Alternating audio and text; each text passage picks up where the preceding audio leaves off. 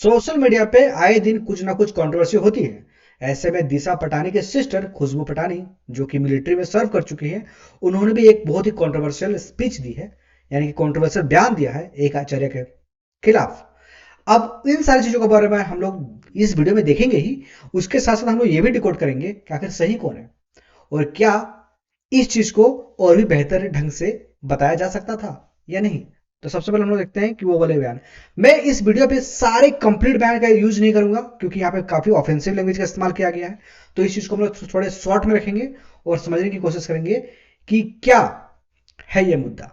चलिए स्टार्ट करते हैं। All the namards of the society, all the fucking namard of the society is following this bastard. और live in में रहना क्या गलत है भैया? क्या गलत है? हमने बोला कि लिव इन में रहना गलत है, तो हमारा क्या कर रहे हैं लोग? विरोध। क्यों? क्योंकि सत्य नहीं, इस कलयुग में आप सत्य नहीं बोल सकते। अब देखो यहाँ पे अपने आप में कंट्रोवर्शियल टर्म तो आ गई।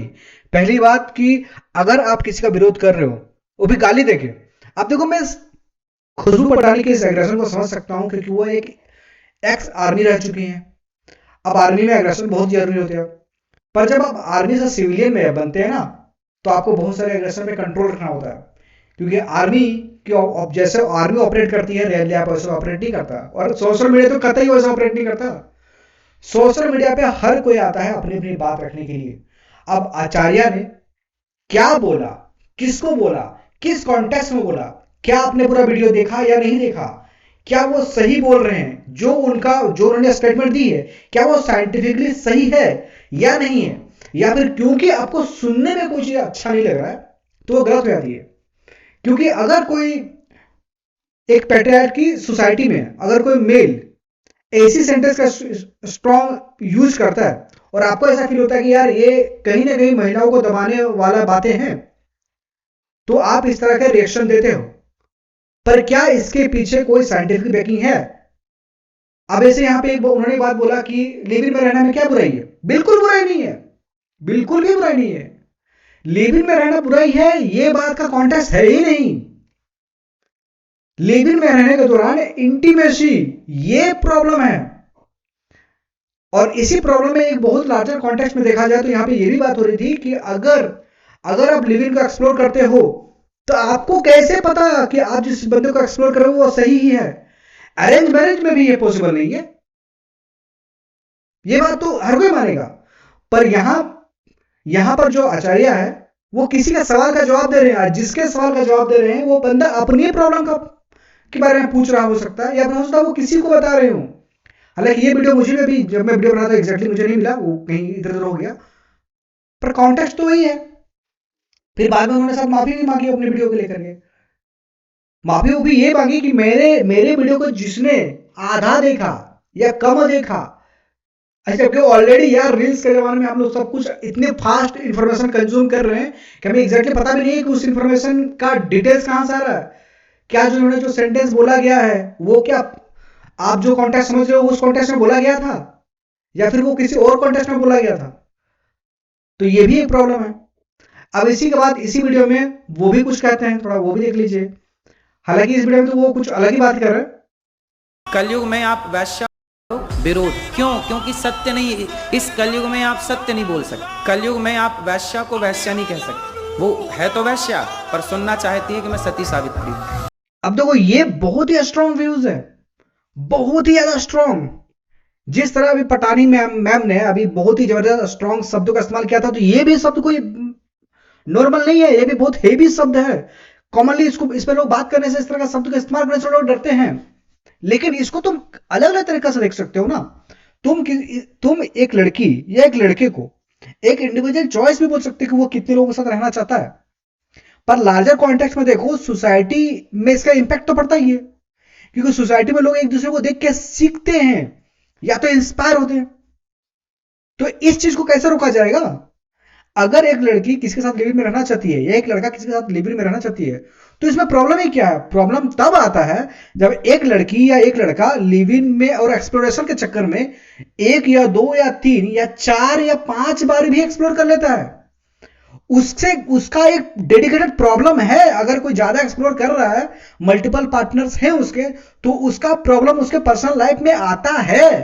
और मैंने पिछले वीडियो में, आप देखो, मैं डिस्क्रिप्शन में लिंक डाल दूंगा, देखो वहां मैंने बताया है, साइंटिफिक रीजन देके बताया है कि लोगों लोगों के इमोशनल इंबैलेंस होते हैं, लोग डिटैच हो जाते हैं, दोबारा दूसरे लोगों से ट्रस्ट इशू पैदा हो जाता है, दोबारा किसी से अटैचमेंट होने में डर लगता है।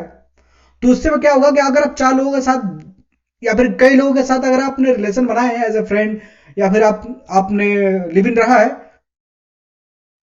तो फिर आप नए रिलेशन की ओर जाने की पॉसिबिलिटी कम हो जाती है, या तो आपका दिमाग नेगेटिव हो जाता है रिलेशनशिप को लेकर के। तो इससे बुरा असर पड़ता है सोसाइटी में, और ना सिर्फ सोसाइटी में, पर्सनल लेवल पे, साइकोलॉजिकल और मेंटल लेवल पे इसका असर पड़ता है। ये साइंटिफिकली प्रूवन है। जिस तरह पठानी मैम ने बोल रहा था ना, अभी बोल रही थी उन्होंने कि एक साथ रहने में क्या दिक्कत है, कोई दिक्कत नहीं है, पर एक साथ रहने से क्या बेनिफिट होता है इसका कोई डेटा नहीं मिलेगा आपको, पर एक साथ रहने से नेगेटिव क्या क्या इंपैक्ट होते हैं सोशल और पर्सनल लेवल पे, इसके बहुत सारे रिसर्च एविडेंस हैं मार्केट में।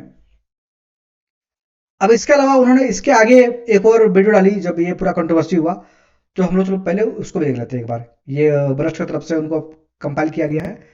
जहां जहां जिस जिस बंदे का मेरे को दिख गया अब आज से कि आपने मेरा नाम अननेसेसरी प्रेमानंद महाराज जी के साथ जोड़ा है, वो भी उनके जो डेथ थ्रेट्स आ रही है उसमें जोड़ा जा रहा है, मैं इतना सीरियस लीगल एक्शंस लेने वाली हूं आपके खिलाफ कि आप भी सोचेंगे अपने जीवन में कि ऐसा हमने क्यों किया। अब देखो, इसमें 2 बातें हैं। एक बात तो यह है कि जो अनुराध्याचार्य आचार्य है और परमानंद जी महाराज है, इन दोनों ने भी लगभग सिमिलर बातें कही थी, पर परमानंद महाराज का जो बातें थी, वो उनका बातें करने का तरीका थोड़ा अलग होता है, बहुत सॉफ्ट होता है, और उनकी बातें से लगभग सब एग्री करते हैं। तो क्या हुआ, कुछ लोगों ने इन्हें उस मैटर में भी घसीट दिया कि आप उनका विरोध कर रहे हो, जबकि इस वीडियो में उन्होंने कंफर्म किया था कि वो उनका विरोध नहीं कर रही थी, वो अनुरुद्धाचार्य का भी विरोध कर रही थी। लेकिन इनको बास्टर्ड या फिर एंटी नेशनल बोल देना, ये भी कोई छोटी शब्द नहीं थी। आपको भी समझ के बोलना चाहिए। आप सोशल लेवल पर किसी को विरोध कर रहे हैं, किसी को एंटी नेशनल बोल देना किस बेसिस पे? क्योंकि आपको उनकी बात पसंद नहीं आई। सोशल मीडिया बना ही है इसलिए कि लोग यहां पे अपनी अपनी बातें रख सकती है, हर कोई आके अपनी बातें रखते हैं, आप भी अपनी बातें रख रहे हैं ना सोशल मीडिया पे, तभी तो आप लोग आपको जान रहे हैं। और अगर सोशल मीडिया पे आप बातें रख रहे हैं, लोग आपको जान रहे हैं, आपकी बातें सुन रहे हैं, आपको मान रहे हैं, तो लोग उनको भी फॉलो करते हैं, और कहीं ना कहीं उनकी फॉलोइंग ज्यादा है आपसे। आप इसको ये बोल सकते हो कि वो क्या बोलते हैं उससे, अंधभक्त है, ठीक है, आप बोलो, लेकिन वो उनकी मर्जी है। जिस तरह आप कह रहे हो ना कि लिव इन में रहना उनकी मर्जी, गलत क्या है? तो जो उनकी बातों से एग्री कर रहे हैं वो उनकी मर्जी है।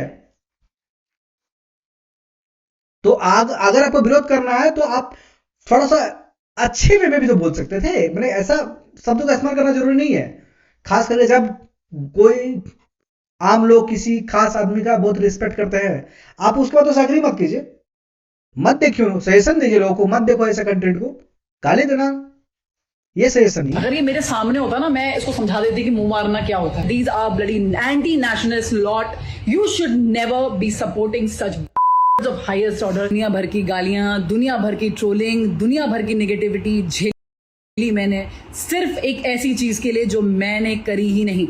दुनिया भर की गालियां, दुनिया भर की नेगेटिविटी। मैडम आपने जो बोला ना, the way the you are talking it's an negative, आपने जिस तरह से बोला वो भी नेगेटिव है। आप इसको अच्छी तरह से बोल सकते थे, वो भी तो प्यार से ही बोले ना, बाद में उन्होंने माफी मांगी, तो वो भी तो बता सकते थे। प्रेमानंद महाराज जी के लिए मेरे मुख से एक शब्द नहीं निकला, ना ही मुझे उनकी वीडियो के बारे में कोई भी ज्ञान था। पूरी वीडियो मैंने अनिरुद्ध आचार्य के लिए बनाई। भाई, भारत की पॉपुलेशन जानते हो कितनी है? कितनी है भारत की पॉपुलेशन? उसमें कुछ कितनी होंगी? कुछ करोड़ों में है। जो मेरी लड़कियां हैं ना, स्पेशली 25 साल से नीचे की लड़कियां जो है, अपने अस्तित्व को समझना चाहती हैं, उस नाजुक उम्र में उसको शादी के लिए बोलना, उस नाजुक उम्र में ये बोलना कि वो मुंह मार के आई है, उसके पूरे अस्तित्व को गाली देना, उसके पूरे अस्तित्व को हिला देना, मैं इस चीज को कभी नहीं लूंगी। इनके लिए हम खड़ी हैं। 25 साल का उम्र कोई नाजुक उम्र नहीं होता है मैम। अगर आपको लगता है नाजुक उम्र है, तो 25 साल की उम्र अगर नाजुक उम्र होती अब अरे यार, मैं ये सब नहीं खेल रहा, हो गया। मुझे इतना बोलना था, मैंने बोल दिया। 25 साल की उम्र नाजुक उम्र नहीं होती। 25 साल की उम्र में काफी लोग करियर में बहुत आगे चले जाते हैं। कितने लोग बिलियंस डॉलर बना लेते हैं, कितने लोग अपने करियर को गोल अचीव कर लेते हैं, कितने लोगों के बच्चे हो जाते हैं, कितने लोग सोशल सोशल लाइफस्टाइल को कितने इंप्रूव कर लेते हैं, कितने लोगों का मदद कर पाते हैं। 25 साल कम उम्र नहीं होता। ये बात आप बोल सकते हो कि इंडियन एजुकेशन सिस्टम ऐसा है कि 21, 22, 23 साल तो लोग पढ़ने में लग जाते हैं। 21 साल से कम में कोई ग्रेजुएट नहीं कर सकता। कोई पीजी डिप्लोमा कर ले या फिर कोई मास्टर्स कर ले तो 23, 24 साल तो ऐसे ही हो जाते हैं। ये बात एग्री पे। लेकिन अगर कोई ग्रेजुएट होने के बाद भी अगर कोई बच्चा है या फिर नासमझ है ना, तो उस बच्चे में प्रॉब्लम है। और जहां तक बात है कि आपकी लास्ट में बात एग्री कि अगर कोई बोलते हैं कि कुछ लोगों में प्रॉब्लम है, तो इंडिया की पॉपुलेशन के हिसाब से वो बहुत बड़ा नंबर हो जाता है। और वो इतना बड़ा नंबर है कि जिसको नेग्लिजिबल नहीं माना जा सकता। करोड़ों में नंबर है ये, एक्सेप्टेड कि ये प्रॉब्लम होता है इंडिया में। पर इसको ठीक कैसे कर सकते हैं? एजुकेट करके ना। हम लोग हर चीज का सिस्टम, और या फिर कोई भी तरह का सिचुएशन, हम लोग सोचते हैं कि खाली एजुकेट करने से हो जाएगा। एजुकेशन और एम्पावरमेंट, एजुकेशन से एम्पावरमेंट किया जा सकता है। सोशल जस्टिस एथिक्स से आता है। और हमारे बुकों में एथिक्स कहीं नहीं दिखता। और ये जो टॉपिक हम लोग डिस्कस कर रहे हैं, ये कहीं ना कहीं सोशल जस्टिस का पार्ट है। हमें कभी बताया ही नहीं जाता है कि क्या करना चाहिए, क्या नहीं करना चाहिए। मैथ्स में कितने नंबर लाने हैं, साइंस में कितने नंबर लाने हैं, केमिस्ट्री में क्या करना है, हमें ये बताया जाता है। मैं हमेशा बोलता हूं कि एजुकेशन चीजें में कुछ चीजें इंक्लूड होना बहुत जरूरी है। एक हेल्थ, जिसमें फूड और हेल्थ के बारे में एकदम डिटेल्स हो, वो क्लास 1 से लेके जब तक आप पढ़ाई कर रहे हो हर जगह वो इंक्लूड होना चाहिए। दूसरा, फाइनेंस, पैसा, हाउ टू कंट्रोल मनी और हाउ टू यूज मनी, जो भी बोल सकते हो, इनसे रिलेटेड एक कोर्स बना के इसको भी डाल देना चाहिए। 1 से लेके एकदम जहां तक आप पढ़ोगे, जब तक आपके हाथ में किताब रहेगी, ये 2 चीज आपको पढ़नी चाहिए, कंपलसरी होनी चाहिए। और इसके ऊपर अगर टाइम बच गया तो थोड़ा एथिक्स भी डाल दो। अब क्योंकि एथिक्स का कोई बुक नहीं है इंडिया में, इसलिए रिलीजियस टीचर या रिलीजियस जो भी स्पीकर है, लोग उसकी तरफ अट्रैक्ट होते हैं।